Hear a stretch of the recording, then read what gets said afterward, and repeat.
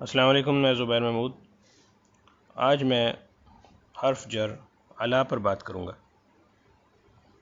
علی باقی پریپوزیشنز کی طرح مختلف، ایک تو اس کی بنیادی معنی ہے، پھر اس کے علاوہ یہ مختلف معنی کے ساتھ یا مختلف افعال کے ساتھ بھی استعمال ہوتا ہے، مختلف کانٹیکس میں بھی استعمال ہوتا ہے، جنہیں سمجھنا نہایت ضروری ہے۔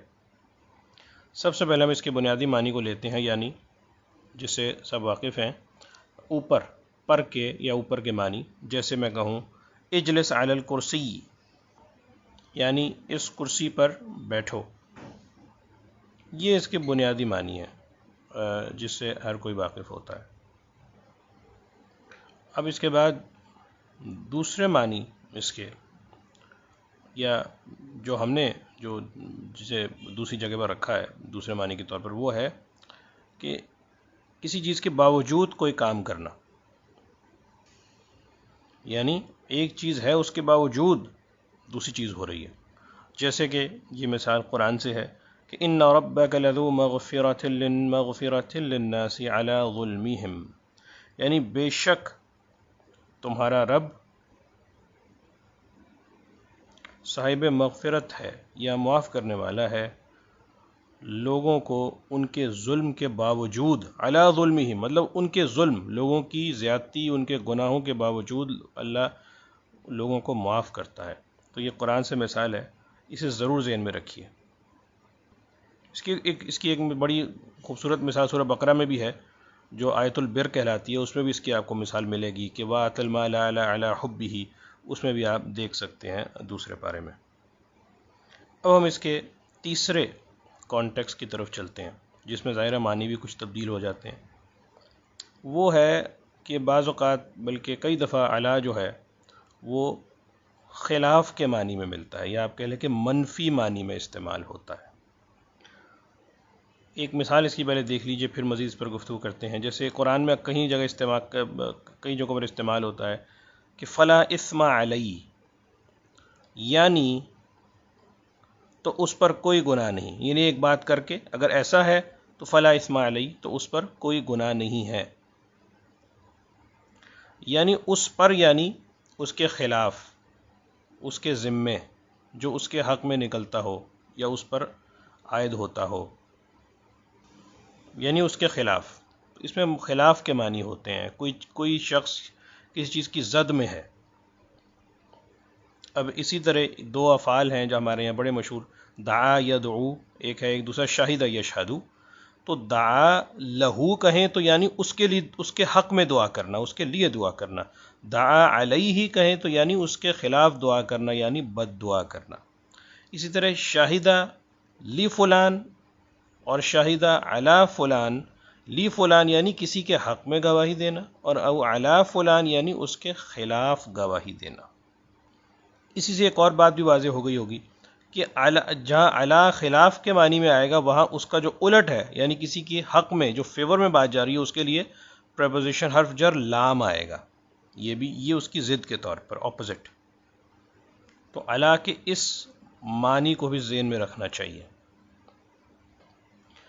اب علی ہم آگے بڑھتے ہیں اور یہ بتاتے ہیں کہ علی کئی افعال کے ساتھ استعمال ہو جاتا ہے، وہ ضرور کرنا پڑتا ہے۔ جیسے انگلش میں فریزل وربز ہوتے ہیں کچھ، جیسے لسن کے بعد ٹو لازماً آتا ہے۔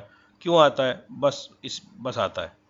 تو علی بھی بس آتا ہے، وہاں پر کے معنی کریں گے آپ، ہمیشہ پر کے معنی کرنے کی کوشش کریں گے تو وہ آپ کو کامیابی نہیں ہوگی۔ اس کی مثالیں کچھ دیکھ لیجیے، جیسے غضب علیہ، غضب علی، اس پر غصہ کیا، اس پر کسی پر غصہ ہونا، تو غضب علی آتا ہے جس پر آپ غصہ کریں۔ یہاں پر کے معنی نکل رہے ہیں ترجمے میں، لیکن ہر جگہ نہیں نکلیں گے۔ جیسے ایک اور مثال دیکھیے، ندم علی، تو جس چیز پر آپ شرمندہ ہیں کسی عمل پر، اس کے ساتھ وہ علی پر آئے گا۔ تو یہاں بھی علی کے معنی پر نکلتے ہیں۔ تو عثر علی یعنی علم میں آنا، یا کوئی بات معلوم ہو جانا جو پہلے نہیں تھی، یہ پتہ چلنا۔ تو اس پر اب یہاں علی آپ کریں گے تو آپ وہ شاید معنی نہیں بنیں گے کہ آپ کسی چیز پر معلوم نہیں۔ عثر علی یعنی کوئی چیز علم میں آ گئی۔ اس سے آپ واقف ہو گئے. تو اور ایک اور مثال ہے کہ اس کی حصل علی، ایک تو حصلہ کے معنی ہوتے ہیں ثابت ہونا اور ہونا یا باقی ہونا، ایک تو یہ معنی ہے اس کے، لیکن جمع کرنے کے لیے جب آپ کے معنی میں استعمال کریں گے تو حصل علی آئے گا، یعنی جس چیز کو جمع کریں گے اس کے ساتھ شیء آئے گا. تو لیکن اب آپ یہاں بھی پر کے معنی سے ترجمہ نہیں کر سکتے. تو یہ کچھ مثالیں تھیں افعال کے ساتھ علی کی. اس کے علاوہ بھی ہیں، جیسے دیگر حروف الجر بھی اپنے متعلقہ افعال کے ساتھ استعمال ہو جاتے ہیں، علی بھی ہوتا ہے.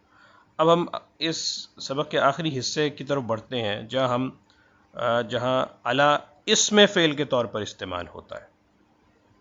تو پہلے ہم اسم فعل پر کا مختصر تعارف کروا دیں کہ اسم فعل یعنی وہ اسم جو فعل کے طور پر استعمال ہو. جیسے ہم کہیں کرو کہنے کے لیے مجھے فلاں چیز دے دو، تو اس کے لیے ایک فعل آنا چاہیے، لیکن فعل کی جگہ کوئی اور لفظ آ جائے اور وہ اسم فعل کہلائے لیکن کام وہ فعل ہی کا کرے. تو یہاں جب علی استعمال ہوگا، جس کی مثالیں نیچے دی گئی ہیں 3، تو یہاں یہ بظاہر تو حرف جر ہے لیکن یہاں یہ اسم فعل ہے.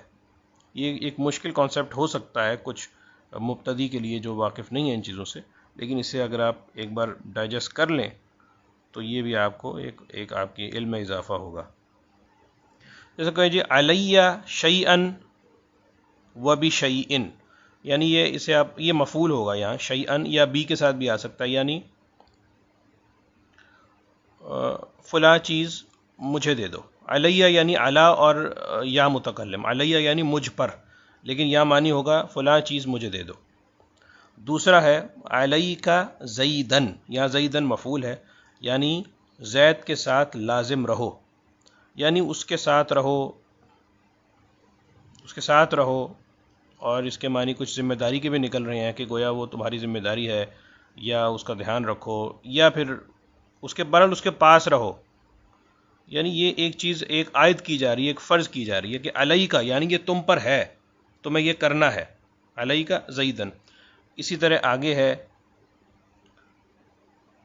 علیک بکذا، یعنی فلاں چیز کے ساتھ تمسک کرو، یعنی اسے پکڑ لو، اسے اختیار کر لو.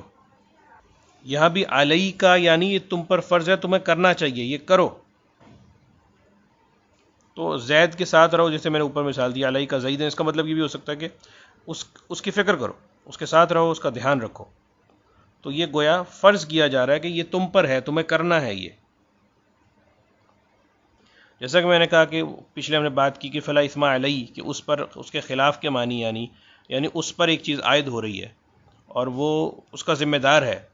تو یہاں بھی ایک طرح سے ذمہ داری ہی کا معنی ہے، سوائے جو پہلے جو مثال ہے علیہ شیئن و بشیء، تو اسے چھوڑ کر باقی دونوں میں تو وہی معنی ہے کہ ایک چیز کی ذمہ داری لگائی جا رہی ہے، یا ایک چیز کہا جا رہا ہے کہ یہ کرو. پہلی مثال علیہ شیئن یعنی فلاں چیز مجھے دے دو، اس معنی میں الا بھی استعمال ہوتا ہے اسم فعل کے طور پر. ہم کہتے ہیں الیک الکتاب، اچھا وہ بھی اسم فعل ہے لیکن وہاں اس کے معنی ہوتے ہیں کتاب لو، خود کے معنی ہوتے ہیں، یعنی کتاب تمہاری طرف، یعنی لے لو. یہاں ہے علیہ شیئن یا علیہ، کچھ اور بھی کہہ سکتے ہیں قضا و بھی قضا، یعنی فلاں چیز میرے اوپر، یعنی مجھے دے دو. تو اس کے علاوہ بھی اعلیٰ دیگر کانٹیکس میں استعمال ہو سکتا ہے، لیکن اگر آپ انہیں ذہن میں رکھیں گے تو باقیوں کو سمجھنے میں آپ کو آسانی ہو جائے گی، یا کم از کم آپ کو انہیں ہضم کرنے میں آسانی ہو جائے گی. تو بہت دیکھنے کا بہت شکریہ. اگلی بار تک کے لیے اللہ حافظ. ناصر.